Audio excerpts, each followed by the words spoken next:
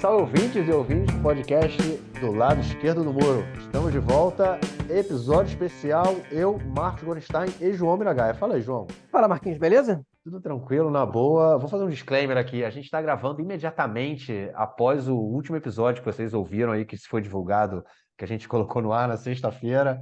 Então, enfim, meia-noite e um. Terminei o último episódio na meia-noite, agora meia-noite e um. Mas está saindo esse episódio especial que a gente vai falar sobre toda a questão da inteligência, a informação que Israel tinha sobre o ataque do Hamas. Obviamente não era sobre o 7 de outubro, porque ninguém sabia, né? Quer dizer, o Hamas sabia, mas a inteligência israelense e nenhum outro país no mundo sabia quando esse ataque iria acontecer. Muita coisa surgiu, muita informação surgiu desde o início, né? A gente vem publicando vários materiais no Twitter mostrando, né, quem sabia, quem tinha informação, quem não tinha, mas principalmente, né, João, em função disso tudo, várias teorias da conspiração muito loucas surgiram por aí, dizendo que Israel sabia que ia acontecer e o governo deixou que isso acontecesse para que uma guerra pudesse ser iniciada, enfim. Muita coisa, João, muita coisa, muita teoria da conspiração e, na verdade, é só conspiração mesmo, né? Porque a gente vê que as informações eram passadas para o governo de Israel, mas, obviamente, ninguém sabia quando esse ataque ia acontecer. E aí, cara, que mais tem disso aí? Pois é, eu fiz um apanhado, botei no Twitter e eu quero ampliar um pouco isso aqui no podcast, sobre todas as informações que a gente tem no que antecede o ataque do 7 de outubro do Hamas. Todas as informações que já foram divulgadas na mídia sobre, enfim, o que se sabia e o que não se sabia, sobre como Israel se preparou ou deixou de se preparar, como agiu e deixou de agir, até no momento, efetivamente, quando aconteceu o ataque. Depois disso, são outros 500, e talvez merecesse uma edição especial, ainda que essa edição agora não vai ser muito longa, para a gente poder entender um pouco o contexto. Agora, o fato é o seguinte, gente, antes de eu começar a descrever o que sabia e o que não sabia, não existe nenhuma fonte que mostra para a gente até agora que Israel soubesse quando o ataque seria executado e se ele de fato seria executado. A gente não tem acesso aos relatórios de inteligência, obviamente, e nem vai ter. Quem vai ter acesso a isso vai ser a comissão investigativa que vai ser montada depois que a guerra acabar, e eles vão avaliar se o tamanho da negligência do governo. Por quê? Porque os relatórios eles são escritos de uma maneira que eles têm que ser interpretados e as pessoas têm que ser consultadas. E quando eles são escritos, o que está escrito? O que está especificamente apontado ali? Há um planejamento do Hamas para fazer um ataque invadindo o território israelense. No que há um planejamento, isso quer dizer que esse ataque vai acontecer? Não necessariamente. Por exemplo, Israel tem planos, isso foi dito pelo ex-chefe da inteligência no podcast do Ares essa semana. Israel tem certamente planos de fazer ataques a diversos países do mundo, treinados pelas suas forças de elite e pelo seu serviço secreto. Isso quer dizer que Israel vai fazer ataque a todos esses países? Não. Isso quer dizer que isso está planejado. Se o Hamas planeja uma invasão terrestre na região da fronteira com a faixa de Gaza, isso quer dizer que esse ataque vai acontecer? Não necessariamente. Isso quer dizer que o Hamas está planejando esse ataque. Isso quer dizer também que o exército, se sabe que o Hamas está planejando esse ataque, a inteligência, no caso, né, tem que ir atrás de mais informações sobre esse ataque e tem que estar preparado para o caso desse ataque ser efetuado. A inteligência israelense ela trabalha de diversas maneiras na faixa de Gaza, na Cisjordânia, no Líbano, no Irã, no Iraque, no Iêmen, no Catar, dentro de Israel, nos Estados Unidos, podem ter certeza disso, por meio de escutas, de espiões, de colaboradores, de diversas outras maneiras que eu não conheço, que vocês não conhecem, e que nós nunca vamos conhecer, porque são secretas da inteligência, e se a inteligência nunca vai deixar que a gente saiba disso, obviamente, porque se todo mundo souber, deixa de ser secreto. Essas informações, elas podem falhar, um colaborador pode mentir para você, e essas informações, elas podem não ser suficientes, e elas podem também ser controversas. Uma fonte pode dizer uma coisa e outra fonte dizer outra coisa, e você tem que saber em qual fonte você vai acreditar. Por isso, os responsáveis da inteligência, eles têm que administrar uma quantidade de conteúdos, de informações muito grandes, tem que saber pesar, tem que saber interpretar e tem que saber escolher quais dessas informações eles seguem adiante, quais delas vão chegar no último escalão, porque o chefe da inteligência não sabe de tudo, o cara que está na escuta tem que saber o que ele vai descartar, o que ele não vai descartar, o que ele decide não descartar, ele leva para o oficial responsável por ele, e aí o oficial responsável, se decidir que não vai descartar, leva para o de cima, até que isso vai ser levado, talvez, para o chefe da inteligência, que vai decidir se talvez vai levar para o gabinete de segurança, onde o primeiro-ministro vai escutar isso. Então, tudo isso é muito complexo, né? E vocês podem ter certeza que a quantidade de informação que a inteligência israelense capta, inclusive que ela recebe de outros serviços de inteligência parceiros de Israel, como dos Estados Unidos, como do Egito e de outros países, é imenso. E a gente vai agora falar sobre o que a gente sabe que Israel sabia.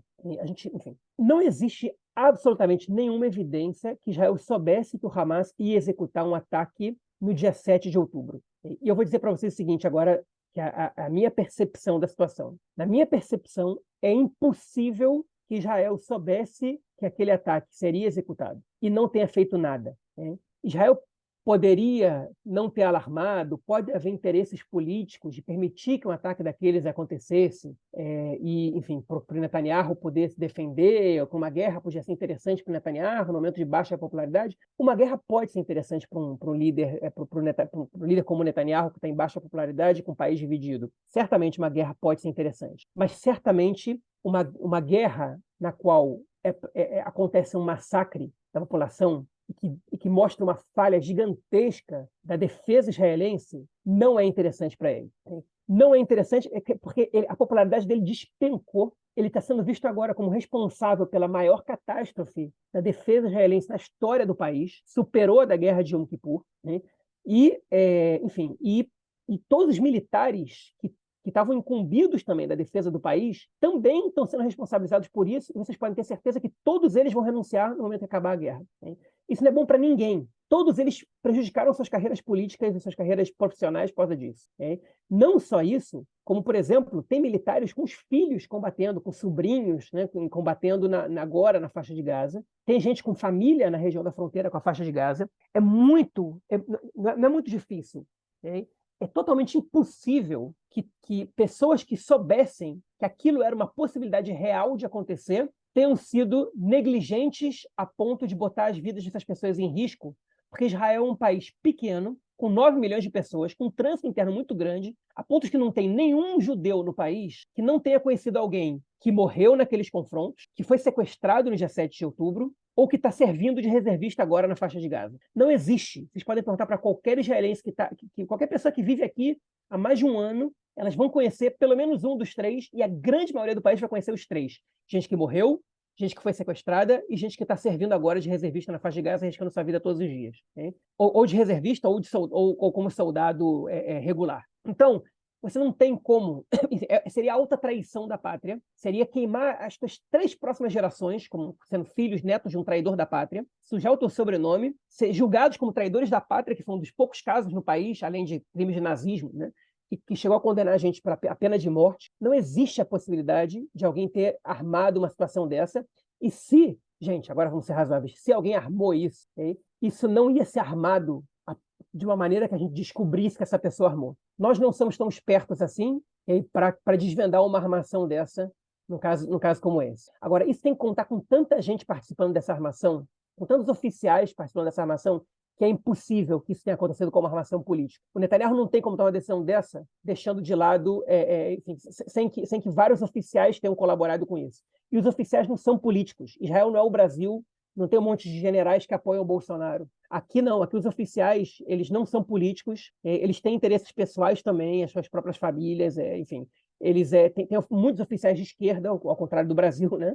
Tem gente que não concorda com a ocupação, mas é oficial do exército e serve nesse sistema porque, enfim, acredita que a segurança do país sobrepõe a questão da ocupação, ainda que eles achem que, enfim, e isso é, na verdade, quase um consenso entre os chefes, entre os ex-chefes de serviço de segurança, por exemplo, que a ocupação é um perigo para o país, né? Quem não viu ainda o filme Gatekeepers, eu recomendo ver. Então, dito isso, só para a gente empurrar um pouco as teorias de conspiração, vamos ao que sabia e o que não sabia, que saiu na mídia, tanto na mídia israelense como na mídia internacional, para que a gente, enfim, possa chegar a essa conclusão.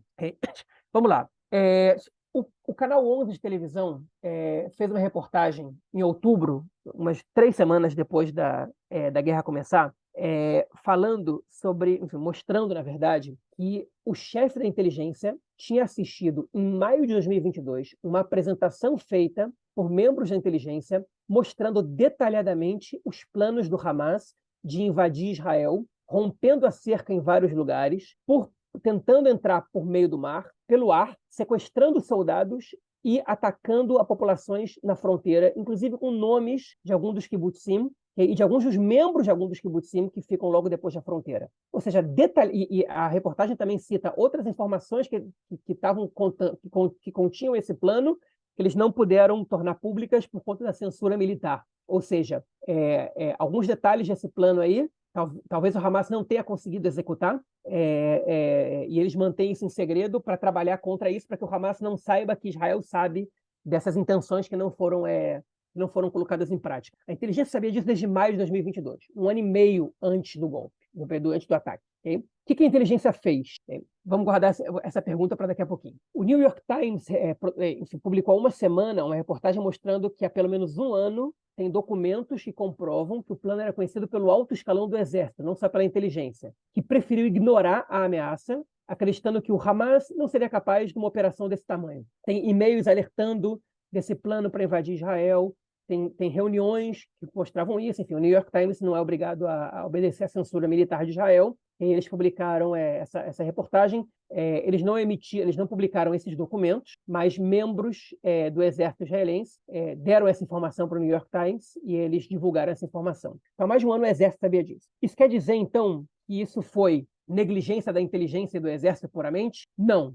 Porque a gente pode dizer isso? Porque em março e em junho de 2023, segundo o jornalista Chaim Levinson, do jornal Haaretz, o chefe da inteligência escreveu cartas ao primeiro-ministro, cartas direcionadas a ele, dizendo que o Hamas, o Hezbollah e o Irã já observavam uma debilidade em Israel por conta da ruptura interna do país, que tem a ver, obviamente, com o que esse novo governo estava gerando no país, especialmente com a reforma judicial, que resultava no enfraquecimento do sistema de segurança de Israel e que poderia apontar para um timing positivo para um ataque de um desses três corpos, ou deles três em conjunto contra Israel: Hamas, Hezbollah e Irã. O Netanyahu teve acesso a isso. Em junho, logo após essa segunda... A carta de março, provavelmente, foi a que provocou o discurso do Yoav Gallant contra a reforma judicial, que resultou na sua demissão, que de fato não aconteceu. Gallant é o ministro da Defesa de Israel. Netanyahu voltou numa viagem internacional, anunciou a demissão do Gallant, teve um protesto gigantesco para ele não ser demitido, e Netanyahu recuou da demissão dele. Na carta de junho, ela veio um pouco antes da votação da única lei da reforma judicial que foi a votação e foi aprovada, que cancelava a cláusula da razoabilidade. Okay? O chefe da inteligência escreveu essa carta para o Netanyahu. O chefe das Forças Armadas, Herzi Halevi, pediu uma reunião a portas fechadas com o Netanyahu para alertar o Netanyahu sobre a crise da situação de segurança, as ameaças à situação de segurança, e o Netanyahu recusou essa reunião com o chefe das Forças Armadas. Né? Então, o Netanyahu, ele sabia, porque ele recebeu essas cartas, e mesmo assim ele recusou a reunião com o chefe das Forças Armadas para falar sobre esse tema antes dessa votação. Um mês antes dessa votação, o Marquinhos, inclusive, legendou esse vídeo. O Yair Lapid, chefe da oposição em Israel, que tem acesso a alguns briefings da segurança, das forças de segurança israelenses, fez um discurso à nação no dia 24 de setembro, um pouco menos de um mês antes, às vésperas da festa de Yom Kippur, dizendo que a gente está às vésperas de um conflito armado, que tem todos os indicativos de um conflito armado prestes a acontecer, e que o governo, que outras vezes soube lidar com essa situação, não estava sabendo lidar, porque estava dando importância ao que estava acontecendo na Cisjordânia, a proteção dos colonos, a incitação que os colonos estavam causando na Cisjordânia, ao invés de olhar para a segurança nacional, especialmente no norte do país. O principal medo, o principal temor israelense era de um ataque do Hezbollah no norte do país. A gente já escuta falar há muito tempo, publicamente aqui, que no próximo confronto que a gente tiver com o Hezbollah, eles têm uma operação para conquistar a Galileia, que é a região onde eu moro, no norte de Israel. Se eles vão conseguir ou não, é outra questão. Mas o exército está preparado para uma tentativa do Hezbollah atacar via terrestre Israel e tentar conquistar territórios no país. E aí, que mais que tem? O Hamas, essa foi uma informação que saiu hoje, segundo o Washington Post, o Hamas passou informações para Israel sobre a Jihad Islâmica, informações que a Jihad Islâmica estava pensando em realizar ataques em Israel, para que Israel contivesse esses ataques, que foi uma tentativa muito bem sucedida do Hamas de enganar as forças de segurança de Israel e os políticos israelenses, querendo passar a impressão de que o Hamas estava interessado num momento de paz, de tranquilidade, de silêncio, como se diz em hebraico, E por isso eu estava querendo evitar que a Jihad Islâmica provocasse uma escalada. Vale lembrar que em 2022, em março de 2022, Israel teve um confronto somente contra a Jihad Islâmica, na qual o Hamas não se envolveu, o que reforçou também a observação, né, das Forças Armadas em Israel e dos políticos de que o Hamas estava interessado num período de tranquilidade, porque eles estão administrando Gaza, eles estão preocupados com a injeção de dinheiro que está entrando e com melhorar a infraestrutura do lugar e não causar mais destruição. Então, eles estão colaborando com Israel, passando informações sobre o seu grupo, não exatamente rival, mas paralelo ali em Gaza, e enganaram as Forças Armadas, deram mais ainda a impressão de que o Hamas estava neutralizado. E o ministro da inteligência egípcio disse ter alertado Netanyahu por telefone diretamente, 10 dias antes do ataque, que um grande evento estava sendo preparado em Gaza pelo Hamas, um grande evento militar, obviamente, contra Israel. O Netanyahu negou que o ministro da inteligência egípcio tenha ligado para ele. O ministro da inteligência egípcio disse que ligou 2 vezes para o Netanyahu no espaço de 10 a 3 dias antes, para avisar sobre isso. Okay? Enfim, as soldadas observadoras, as que ficam em computadores examinando as câmeras de segurança, elas disseram que durante um espaço de 1 ano elas viram uma série de treinamentos do Hamas que passaram as informações e não foram levadas a sério pelos oficiais acima delas, o que mostra uma negligência grande em todos, enfim, em setores também mais de baixa patente entre os oficiais do Exército. Então, isso mostra tudo que Israel sabia, que existia um plano do Hamas para fazer um ataque ao país, hein? Que é um plano armado há muito tempo, hein? Que detalhadamente com ataques a Israel, com tentativa de sequestro de soldados, tudo isso era conhecido pelas Forças Armadas, que eles iam se aproveitar do momento de fragilidade social do país, que também afetava a fragilidade das forças de segurança, para realizar esse ataque, que esse treinamento estava sendo bem executado e que havia indícios de que esse ataque podia ser realizado nesse momento, por conta das informações que o ministro da inteligência egípcio teria passado para Netanyahu. Isso Netanyahu nega, a gente só vai saber se é verdade quando a investigação começar. Okay? Porque isso, enfim, é uma palavra de um contra a palavra do outro. Essa é a única parte que a gente não sabe exatamente. Agora, a gente sabe que em abril, o Hamas planejou realizar esse ataque por depoimento dos próprios terroristas capturados por Israel no dia 7 de outubro, okay? E que o Hamas desistiu de realizar esse ataque porque Israel enviou reforço à segurança.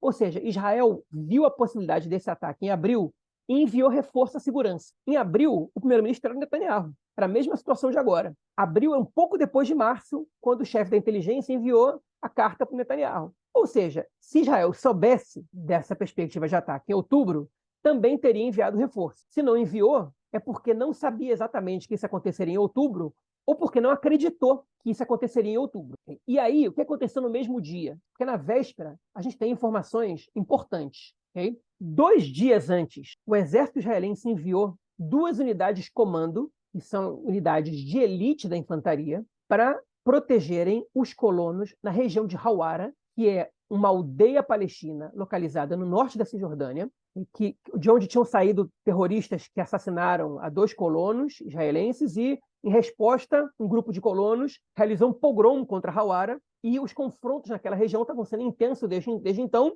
Né? E o deputado Tzvi Sukkot decidiu montar uma sukkah na festividade de Sukkot, que é uma festividade que tem o mesmo nome, que é homônima ao seu sobrenome, né? Dentro de Hawara, e levou com ele mais de 50 pessoas, e 2 unidades de comando foram levadas para a Cisjordânia para proteger a extravagância irresponsável do Tzvi Sukkot, membro do Partido Sionismo Religioso, e outros colonos, porque o exército julgou que essas unidades de comando que estavam ali na fronteira com a faixa de Gaza eram mais importantes na Cisjordânia naquele momento do que ali. Então essas pessoas foram para lá. Então desfalcaram a defesa na faixa de Gaza. O que aconteceu? Enfim, o The Guardian publicou uma reportagem também mostrando passo a passo de como o Hamas organizou o ataque, o que sabiam os terroristas que realizaram o ataque, o que eles não sabiam, do que eles foram informados, e muito pouca gente sabia de muito pouca coisa antes. Eles foram informados e só vai para lá naquele momento, faz aquilo outro, vai para aquele depósito ali, pega a arma, e só 2 horas antes as pessoas foram realmente informadas do que era para fazer, e mesmo assim eles não sabiam exatamente o que era para fazer, salvo poucas pessoas ali que foram informadas também pouco tempo antes. Só altos oficiais mais velhos do Hamas ali, a gente estipula que sejam entre 2 e 5 pessoas conheciam exatamente os planos do ataque. E isso foi feito para que a inteligência de Israel não pudesse captar, para que isso não chegasse a colaboradores. Agora, Um dia antes, Israel havia recebido a informação de que existia a possibilidade de alguma coisa acontecer na fronteira. Não foi relatado o tamanho do evento, ninguém sabia se ia ser algo muito grande, e eles receberam essa informação ali. Tudo isso que eu vou falar a partir de agora saiu em uma reportagem do Ares publicada na semana passada, quando vocês estiverem escutando esse podcast. Enfim, foi publicado, se não me engano, no dia 3 de dezembro.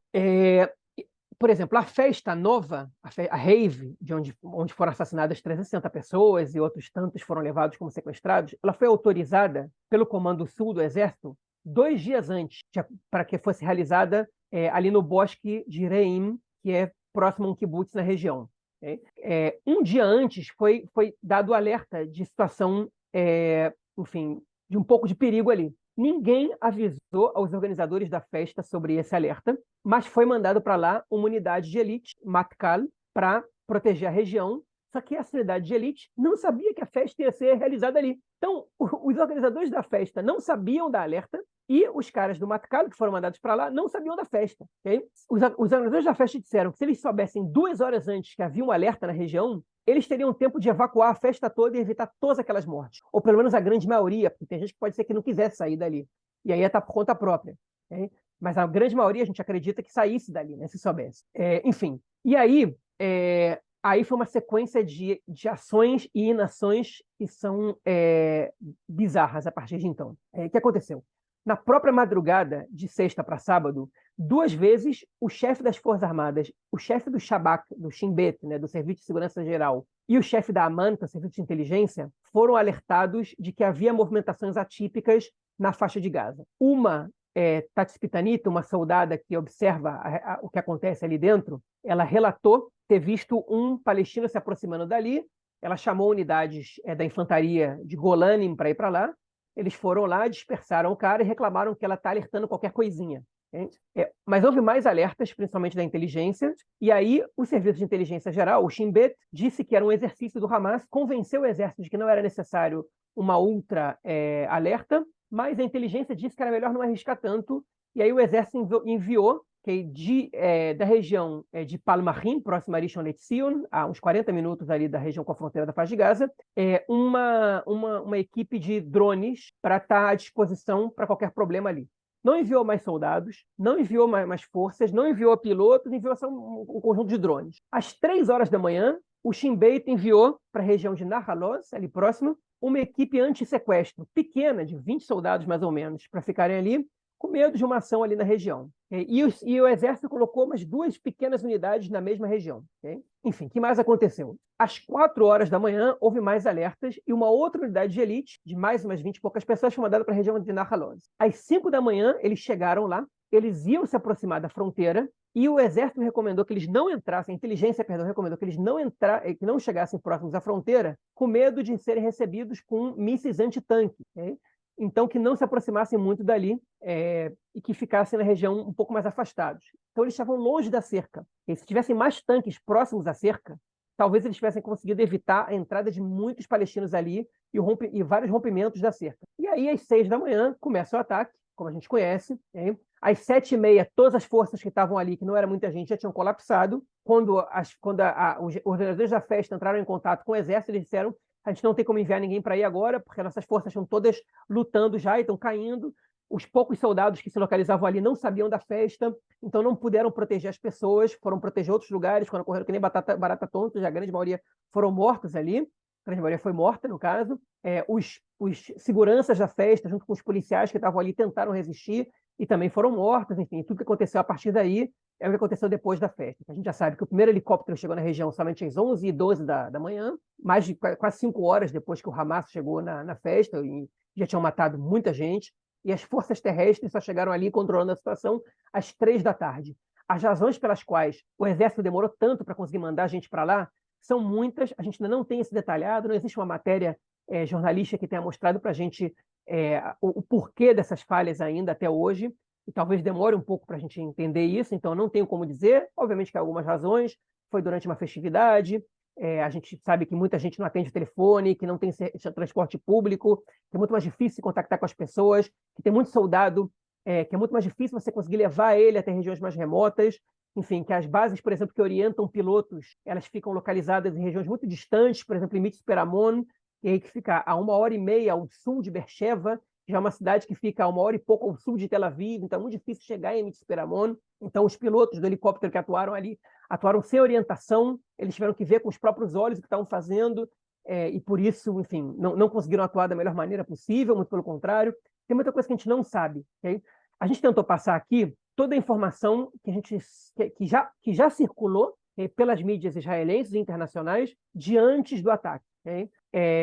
O que aconteceu depois do ataque, outra vez, a gente ainda não sabe. Tem coisa que a gente ainda não sabe diante do ataque? Certamente. Tem muita coisa que a gente ainda não sabe. Tem muita gente que tomou decisões ou que deixou de tomar decisões que são cruciais para que tenha acontecido o que aconteceu, e somente uma investigação detalhada vai mostrar para a gente isso. É possível confiar numa comissão investigativa israelense? Se for uma comissão que a gente chama de Memlarti, que é uma comissão mista com elementos do judiciário, do poder, do parlamento e também de outros grupos, né, da sociedade, eu posso dizer categoricamente que a gente pode confiar nessa investigação. Por que eu digo isso? Porque ninguém quer saber mais as razões desse acontecimento do que a população israelense. Então, se o governo quiser esconder suas próprias falhas, ou se o exército quiser esconder suas próprias falhas, eles têm outras comissões que eles podem convocar, que eu acho que a sociedade não vai permitir que sejam essas comissões que vão investigar o caso. Então, tem que ser a Vadat Hakira Memlartit,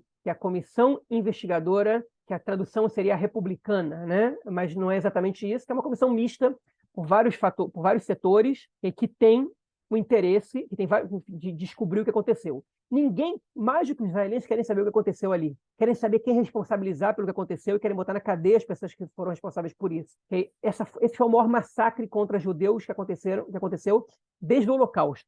Os palestinos também têm interesse em saber. Os palestinos têm muito mais interesse em saber enfim, das decisões tomadas pelos ataques em Gaza, eu acho, né? Pelo que aconteceu no 7 de outubro. Enfim, somente se você realmente acredita numa conspiração, você vai achar que os palestinos são quem mais tem interesse em saber isso. Agora, mesmo que os palestinos tenham muito interesse em saber que você acha que foi uma conspiração, pode acreditar em mim que os israelenses também querem saber se houve uma conspiração ali. Okay? Então, a gente quer saber o que aconteceu. A gente perdeu pessoas ali. Eu perdi gente que eu conheço, eu tenho gente que eu conheço sequestrada, tenho amigos que estão servindo agora em Gaza. Okay? Vale lembrar sempre que o serviço militar é obrigatório, as pessoas não escolhem serem convocadas ou não. Enfim, então eu quero saber se o que aconteceu ali poderia ter sido evitado. A resposta, obviamente, é sim, mas eu quero saber qual o tamanho do desastre da segurança que foi o que aconteceu ali. E não só eu quero saber isso. Todo mundo aqui quer saber isso. Okay? Tem gente aqui que quer esconder isso? Certamente tem. Por isso a gente precisa de uma comissão isenta. E essa comissão a ser montada, ela é isenta. E como a gente sabe disso? Pelo histórico dela. Ela apresenta as falhas para todo mundo ver. Aconteceu uma depois da Guerra de Yom Kippur, aconteceu uma depois da Guerra do Líbano. Se a justiça depois puniu os responsáveis, é outra história. Mas os eventos vieram à tona. Os responsáveis foram tornados públicos. A Golda Meir, por exemplo, virou um cadáver político depois da Guerra de Yom Kippur. Ainda que, na minha opinião, ela não tenha sido a principal responsável pelo que aconteceu ali. Moshe Dayan, por exemplo, foi muito pior que ela, e ele efetivamente não virou um cadáver político, mas ele foi o principal responsável da área política pelo que aconteceu ali. Enfim, e a gente precisa de mais informação para entender exatamente o que aconteceu. Hoje, essa é a informação que a gente tem. Pode ser que eu tenha deixado passar alguma coisa? Claro que pode. Pode ser que eu não tenha tido conhecimento de alguma coisa? Muito provavelmente. Mas, enfim, isso é o que eu, quando fui fazer esse levantamento, lembrei, pesquisei e achei, e isso é o que eu gostaria de trazer para vocês. Se qualquer ouvinte tiver alguma ideia, pode procurar a gente nas redes sociais, e aí pode, enfim, tentar entrar em contato com a gente, deixando um comentário pelo Spotify, que a gente também pode ler por ali. Enfim, e a gente vai responder e vai tentar responder da melhor maneira possível. Isso. Depois de relatório tão detalhado, o que mais eu poderia dizer? Até porque são 00:30, João. Cansei, cara. Cansei. Vamos ficando por aqui então, cara. A gente se fala para gravar nosso próximo episódio na próxima quinta-feira. Forte abraço, cara. Abraço, até mais. Valeu.